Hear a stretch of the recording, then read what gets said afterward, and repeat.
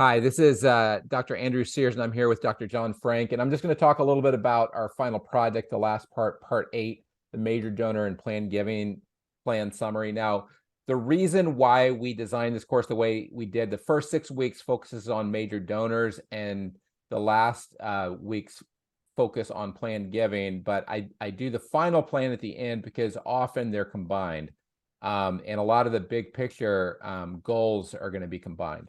So in this, you're going to do an executive summary, 1 page summary of that. And you're going to be doing an organization resource allocation plan. So John presented about an org chart. He presented about the role of the board, but there's a lot of other questions that you should be answering here. And then you're going to have an annual goals plan. So that is going to tie in with a spreadsheet template. And we're not having you do all the components of a plan. So I'm going to show you a more comprehensive plan, but there's some components of a plan that we're not going to include. So in your annual goals, so you should go to the annual goals tab, and you might have different categories here. So, some organizations will have churches and then personal requests. So you can figure out, you might have other, foundations, and some organizations include foundations within major gifts, some don't. Right. But so this first one is the number of gifts or the number of requests. And this one's the gift amount. So, and same thing with your table of gifts. You would come up with your own table of gifts and how many do you have in this category. So if your table of gifts was to have, 10 people in this category, then you can put there. So, but, one good way to work is if you have a major gifts officer, say you have 2 major gifts officers and each one is assigned 150 major donors, you're probably going to have a goal for those officers. And John, whenever you've had larger development departments, is that generally how they're run? That you're going to have them, and you might even have something that I don't have on here, just meetings. So, let's have a goal to have 200 face-to-face meetings with major donors and then 100 requests. Is that often, you're going to have an output focused of like just what's the activity you're doing, not Well, yeah, necessarily.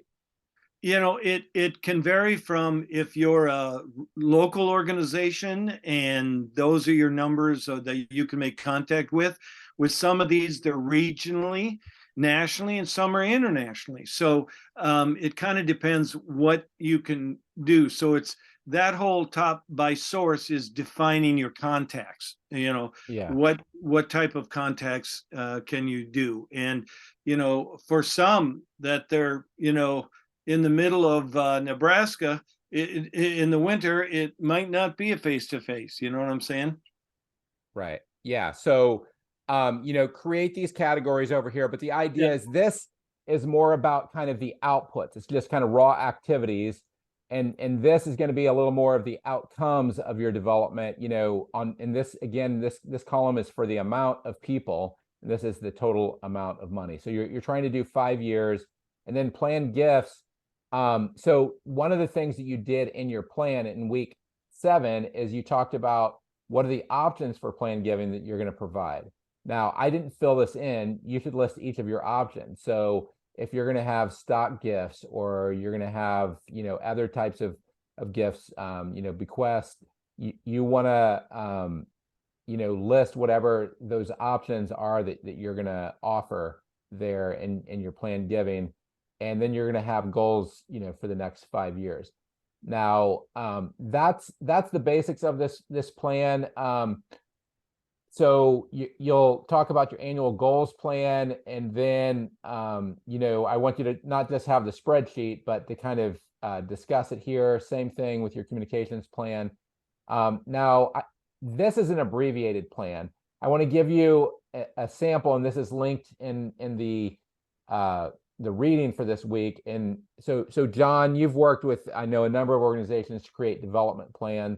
This is more of a major donor strategy where you start with a purpose, you have a general strategy, that these are kind of the game plan, that the activities, and then prospects, goals, evaluation, the administration. This is where we cover a lot of the resources, appreciation and recognition, calendar, concluding remarks.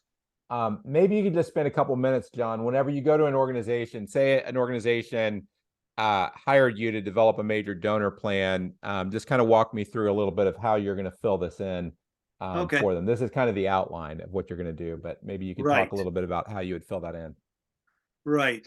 And can I scroll or not? You put up to the No, just, yeah. Where do you want me to go?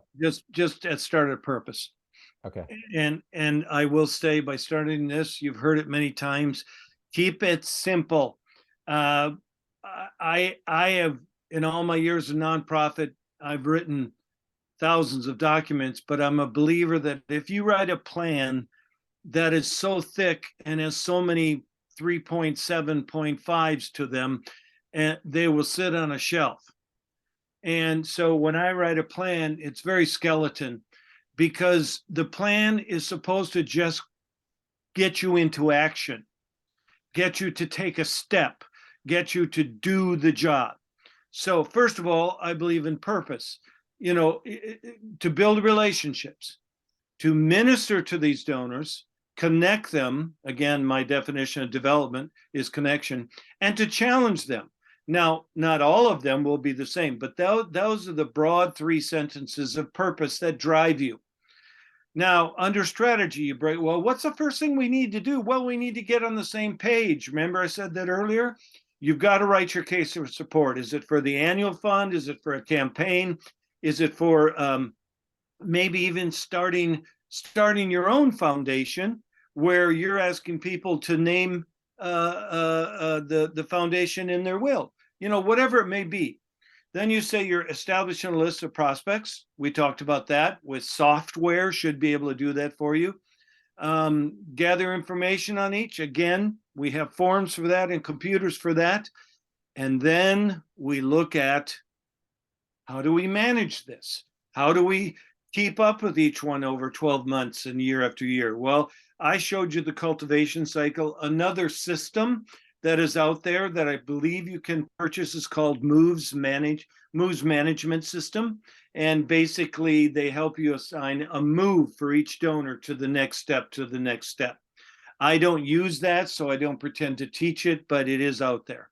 We have one of our presentations that we have is on how do you use set up a moves management system within a donor system. So yeah. Great. All right, so it's available. And then the assign the prospect, I have that in my flow chart way in the beginning, where I said, here's a prospect, and you assign a solicitor. Now, I don't necessarily like the word solicitor, but it's the way that donor systems many times call them. And then you follow up, and there's cultivation strategies, solicitation strategies, which we've gone through. And now if you scroll up some more, you'll see, okay, so who are our prospects? Where do we look? Current list, referrals. Okay.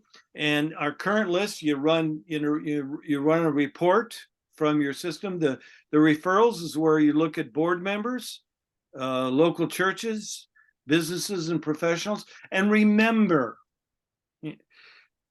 you're not looking to acquire 25 major donors. You say, oh, yes, I am. No, you can't follow up on them. So remember, if a board member says, here, I've got 2 guys I want you to meet, that's at least a month's worth of work.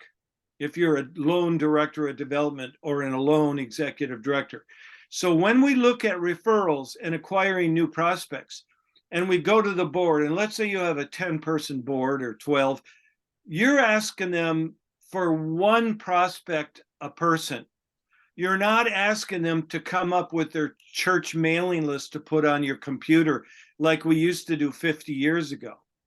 So when you're looking for prospects, remember, it's the tip of the spear. It's the focal point. It's basically quality, not quantity. Okay?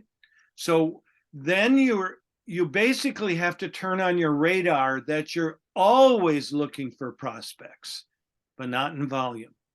All right, then the goal section is, how often can we do this?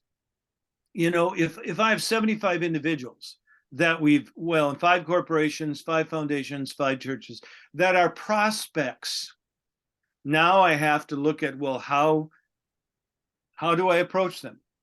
What time of the year? You know, sometimes churches have missions committees where you can make a presentation, right? Foundations.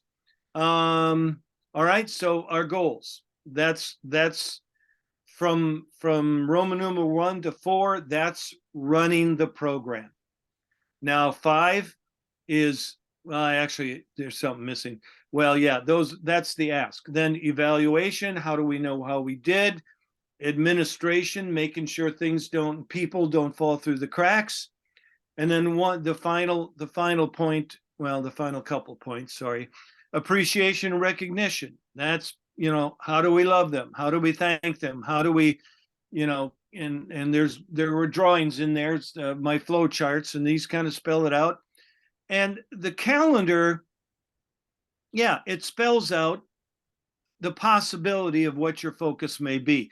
Remember, I gave you that flow chart twice. It tells you if it's a major donor prospect versus a current major donor. This is where you can assign those purposes, those focus to your chart, to your to-do list, to your calendar.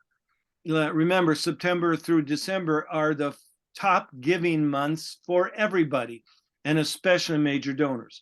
Now, some may give quarterly, some may give in a different way. Those are your exceptions to the rule. So you always want to be, you know, ready and to do every strategy you have available to you September through December. And so again, it's a simple plan. It's a skeleton of a plan.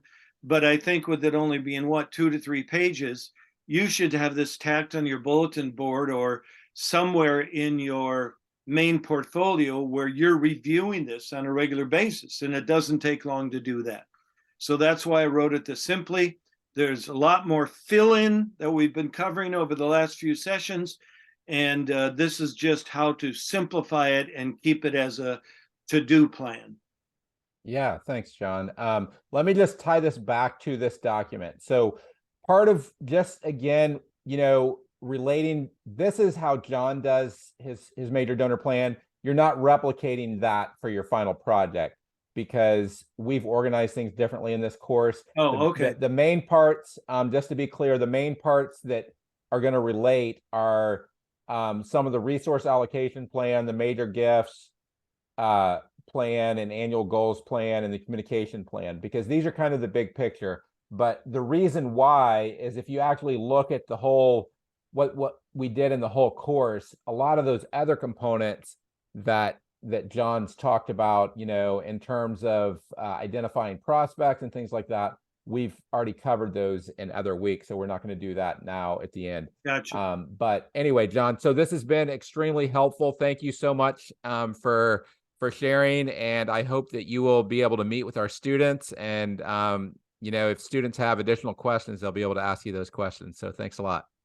Great. I was glad to do it. Always enjoy working with you, Dr. Sears. Okay, thank you.